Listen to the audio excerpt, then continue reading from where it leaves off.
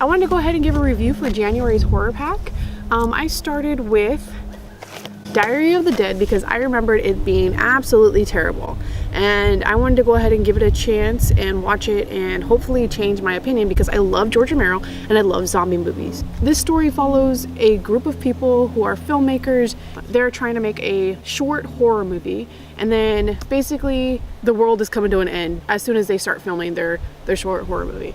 I didn't like it. I didn't feel like it was as bad the second time around, but I didn't understand the ending. If someone can explain what that ending was about, go ahead and leave me a comment down below.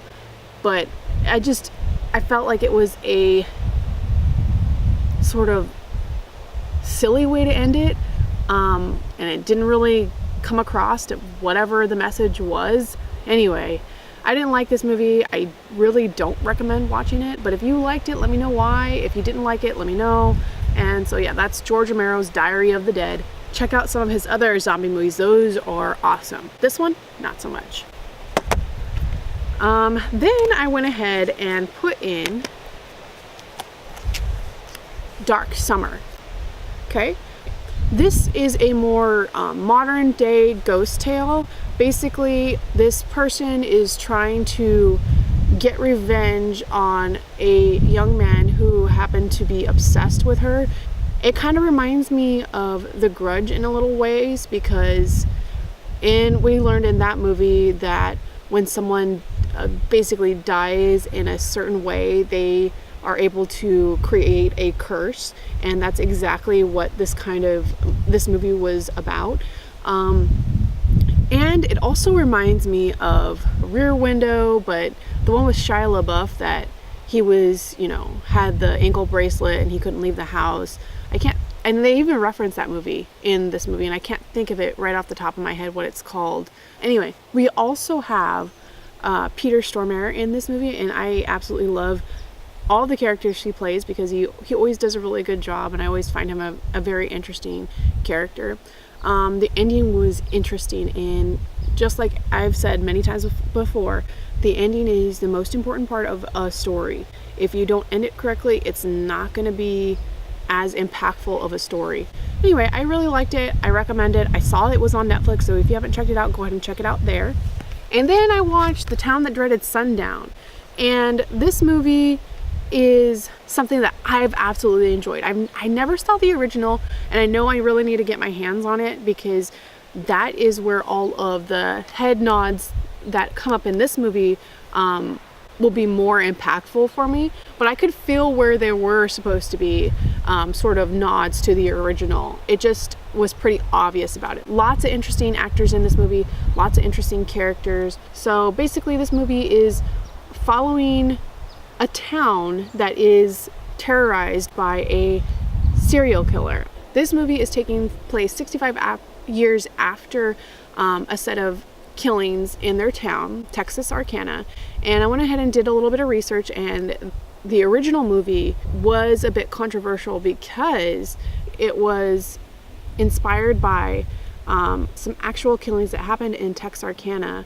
and I can't quite remember what the original date was. I want to say it happened in the 40s, and then the original movie came out in the 70s, and it was inspired by the original 40s slayings.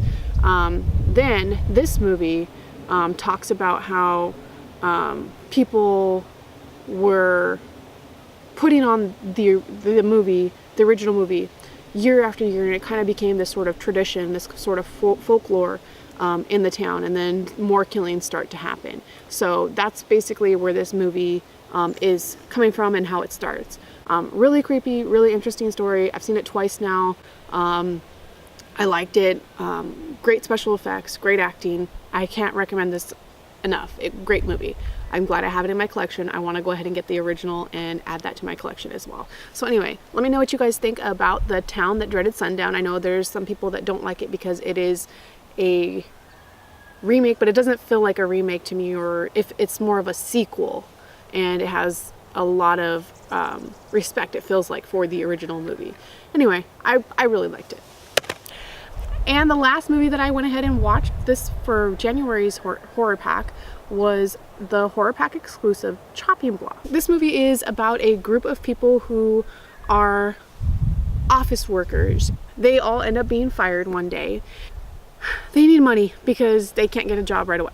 So their brilliant plan is to kidnap their boss's daughter and get a bunch of money. I feel like the beginning of this movie was a little too long and it was a little too slow.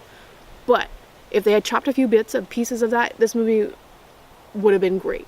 This was a good movie. I thought it was creative. I thought it was pretty hilarious. I would definitely recommend this movie to someone. Basically, the office people get more than they bargained for in this position. I don't want to give away too much. Kind of gives away some stuff on the back, but anyway, I was pleasantly surprised by this movie. I felt like it was a gem, something that I was glad was included in Horror Pack. I probably would never have put this on by myself. So like I've said before, Horror Pack exposes you to many different kinds of movies, and this is one that I really liked. I thought the acting was really good. The actors were hilarious, and it was just a fun all-around movie, especially towards the end of the movie where it started picking up and getting a little more scary, more creepy, and more funny as well. Great horror comedy. So anyway, I loved it. Thought it was great. Definitely recommend it. And I believe I think I saw this on Netflix one time, but I'm not entirely sure if it's still there. It might be on a different horror streaming site. Anyway, let me know what you guys think about these movies. Did you like them? Did you not like them? Did you like the PAX assortment? Pig. Alright guys, don't forget to like, comment, and subscribe, and I'll see you guys later.